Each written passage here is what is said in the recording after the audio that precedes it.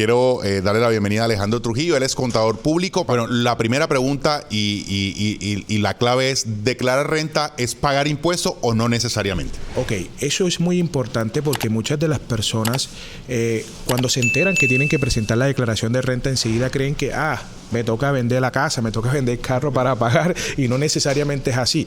El artículo 95 de la Constitución Política establece que todas las personas tenemos que contribuir con las cargas del Estado bajo un principio de justicia y equidad.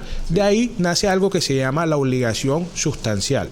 La obligación sustancial se divide en dos: obligación formal y obligación pecuniaria. Formal es de formalidad, es de presentar la declaración, y pecuniaria es de pago. No siempre presentar la declaración de renta supone pagar impuestos. Exactamente.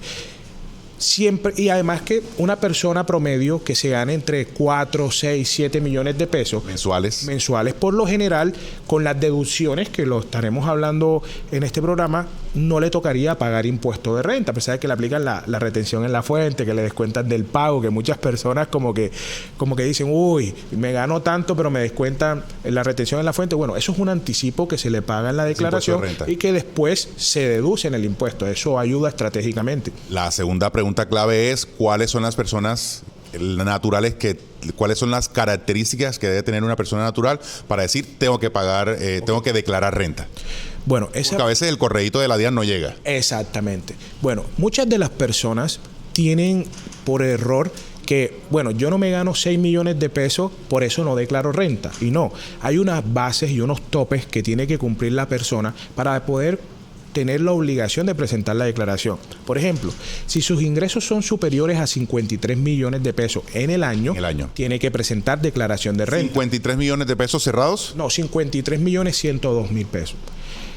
Si sus consignaciones en la cuenta superaron ese mismo tope que acabo de mencionar, también tiene que presentar declaración de renta. Si las compras con tarjeta débito, con tarjeta crédito superan ese tope, también tiene que presentar declaración de renta.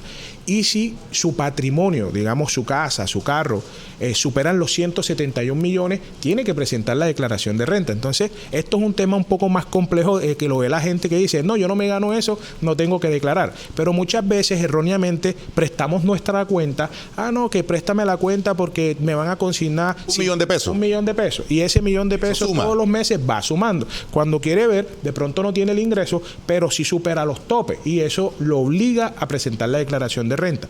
Le digo a los televidentes que presentar la declaración de renta no significa pagar y tampoco es que sea malo. El problema es que no se haga, porque ahí sí viene sanción por no presentar la declaración de renta. Otro caso muy puntual que se ve es con los puntos. No sé si usted ha escuchado eso, que, mi papá lo hacía mucho, que para que le hicieran descuentos en los centros comerciales, que la licuadora, que esto. Entonces, no, pon mi cédula y compra con mi cédula. Pero lo que la gente no sabe es que esa entidad reporta a la DIAN las compras que hizo esa persona. Que registraste con tu cédula. Y si supera el tope, también tiene que presentar declaración de renta. Entonces, es importante que tengamos cuidado con ese tema, y no solo eso, sino verificar nuestra información en la DIAN, porque muchas veces los contadores, no de pronto de mala intención, se equivocan en la cédula y reportan, por ejemplo, un ingreso de 100 millones de pesos, una persona que nunca trabajó ahí, pero la DIAN no sabe eso. Entonces, cuando quiere ver, usted tiene la obligación porque supuestamente se ganó una cantidad de dinero en una empresa, pero usted nunca trabajó ahí. Entonces, siempre es importante, invito a las personas que entren a la página de la DIAN y revisen esa información para ver qué es lo que les aparece con relación a su nombre y a su cédula. ¿Cuáles son los documentos que uno debe recaudar justamente para hacer esa declaración de renta? Bueno, los documentos varían. Aquí sí se cumple el hecho de que todas las personas son diferentes. Para la DIAN, literal, es así. ¿Por qué? Porque, digamos, yo tengo un compañero de trabajo que se gana 6 millones de pesos igual que yo, pero ella tiene hijos, pero yo no tengo hijos. Ella tiene casa y yo no tengo casa. Entonces, los documentos de cada persona es distinto. Por ejemplo, si yo tengo una vivienda, me dice a mí que para determinar el valor patrimonial, porque el valor del patrimonio es lo que se lleva a la declaración de renta, me dice que es el mayor valor entre el costo fiscal, el precio que a mí me costó la vivienda o el avalúo catastral que tenga ahora. Muchas personas, sobre todo las personas mayores, dicen que la casa le costó 5 pesos, ¿cierto? Pero esos 5 pesos ahora, a llevarlos valor presente, quizás represente mucho dinero. Por eso es que es importante mirar qué valor llevamos a la declaración de renta. Si usted tiene hijos, el pago y ese hijo depende económicamente de usted, o sus padres dependen económicamente de usted, usted tiene que demostrarlo con el pago de la mensualidad del colegio. Mensualidad del colegio, exactamente. O si son sus padres con un acta juramentada de que ellos dependen, que no tienen ningún tipo de ingreso y dependen, o su esposa que depende económicamente de usted. Por ejemplo, si usted tiene un yate, tiene un carro, entonces digamos el impuesto de vehículo lo que representa para determinar el valor es el soporte que usted necesita. Entonces, si usted de pronto es militar, entonces las colillas de pago es el soporte.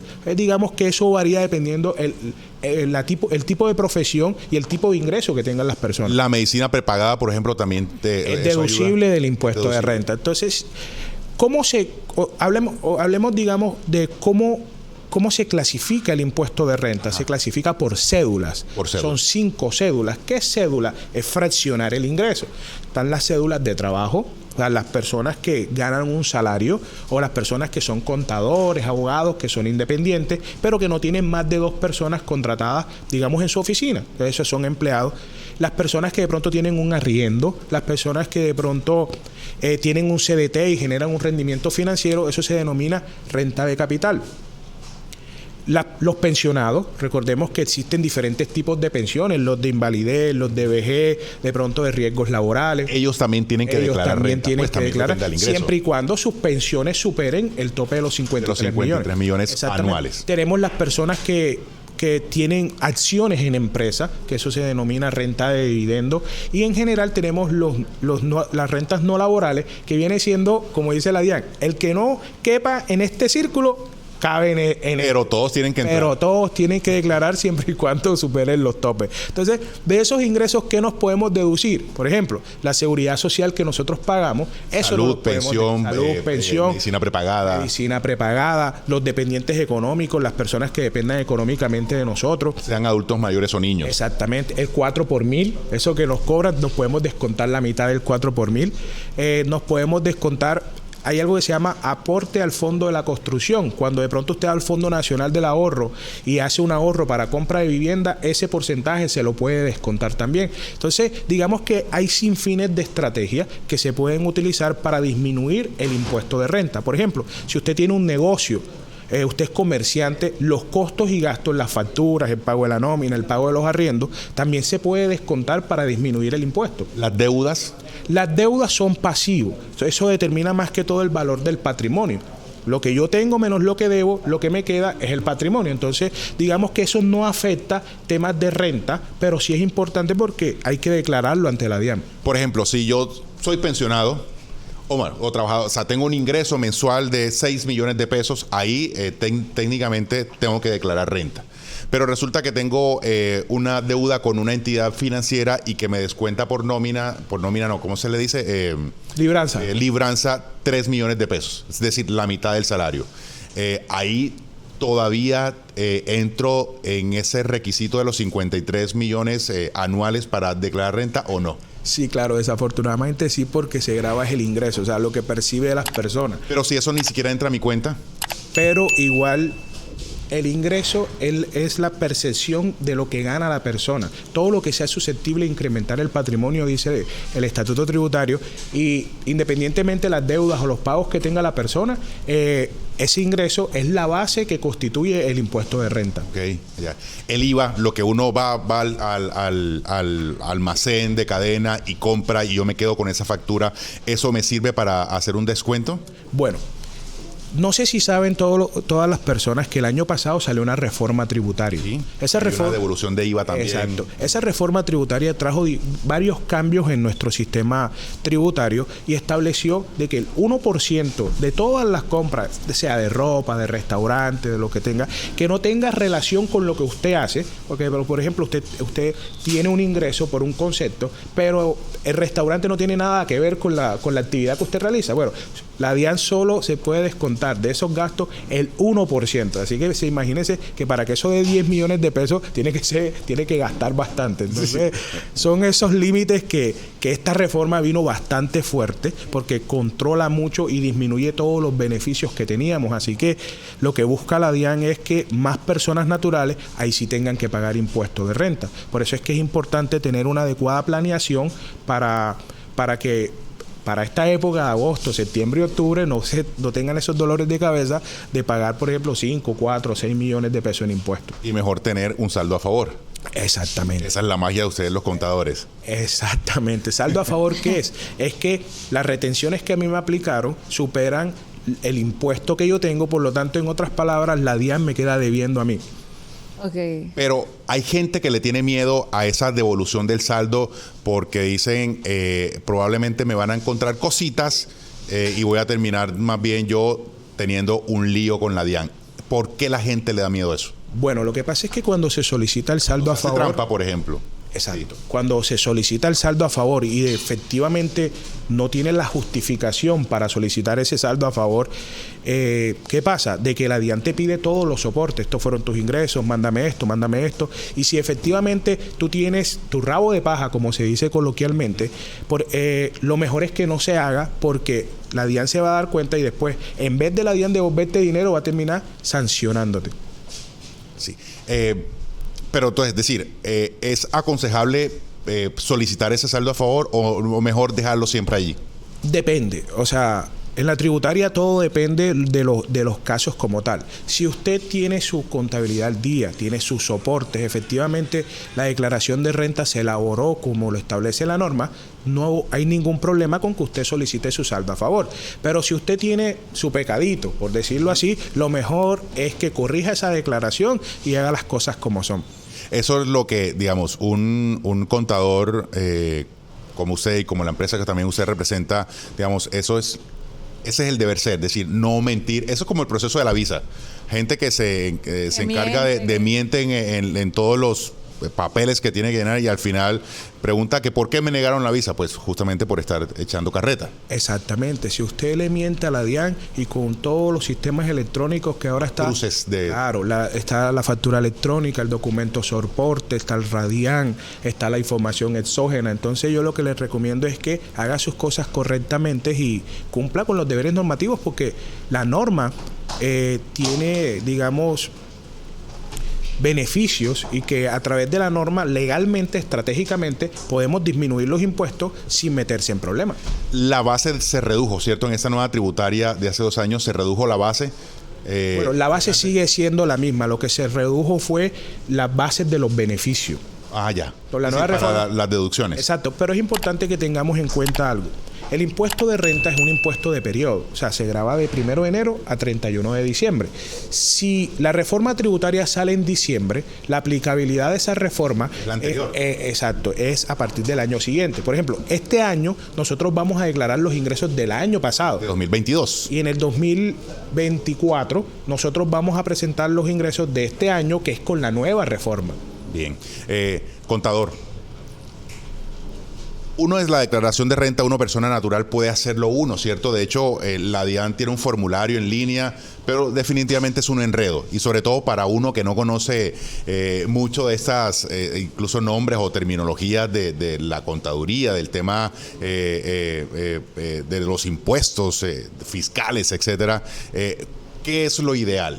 Bueno, lo ideal es que busquen un contador capacitado porque efectivamente la declaración de renta la puede hacer uno y hay algo que se llama la declaración sugerida.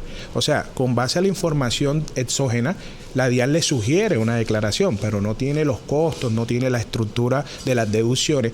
Y como yo siempre he dicho, yo puedo arreglar mi carro yo solo, ¿cierto? El tema es que cuando yo lo arregle, no sé si me prenda. Entonces ese es el tema. Usted puede presentar su declaración efectivamente usted solo. El tema es que le quede bien. Y como un cliente que una vez tuve yo con una declaración de IVA que la buscó en YouTube y la presentó mal. Y yo digamos por error le dije, ¿quién te presentó? ¿Qué contador bárbaro te presentó eso? Me dijo, señor no, YouTube.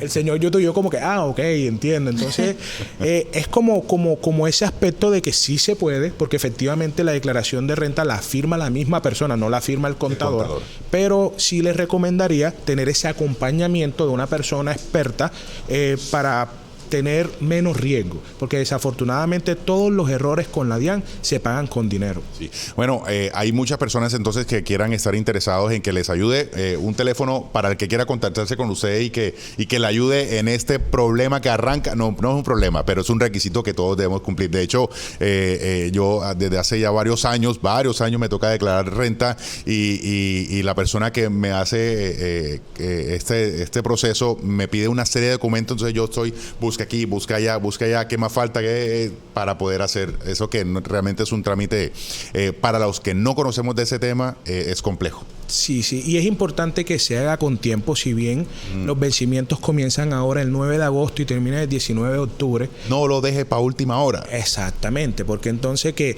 el banco no me ha entregado este documento, que la empresa no me ha entregado el certificado de ingresos y retenciones, que es que no sé cuánto costó mi carro o vendí una moto el año pasado pero no me acordaba. Entonces, son esos temas que yo les recomiendo que lo hagan con tiempo, porque también puede pasar que la página de la DIAN se cae el día que le toca declarar, entonces eso es una sanción. Ustedes pues quieren buscar el contador y no es que el contador tenga la culpa, sino es que las cosas es mejor hacerlas con tiempo. Mi cédula termina en 7. O sea, 07 son los dos últimos dígitos. 77. O sea, que usted sería de los últimos. De los últimos, sí, a mí me tocaba como en septiembre. Exactamente. Como en septiembre. Pero ese día es el que tengo que declarar o hasta ese día. Hasta ese día. O sea, yo lo puedo hacer hoy si Claro que sí, por lo menos en nuestra empresa nosotros tenemos la estrategia de apenas salga la exógena, comparamos la exógena con los soportes y comenzamos a presentar, por lo menos ya hemos presentado casi el 80% de las declaraciones y no ha comenzado. Es lo mejor.